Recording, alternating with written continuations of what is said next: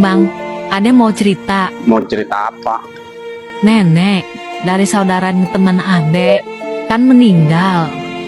Terus Usianya 90 tahun. Tapi belum pernah menikah, Bang. Sampai meninggal. Sebelum meninggal, beliau berpesan minta ditulisin di batu nisan. Lahir perawan, meninggal perawan.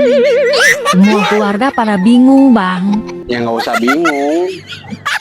Nggak ditulis, takut, amanah. Kalau ditulis, kan malu, Bang.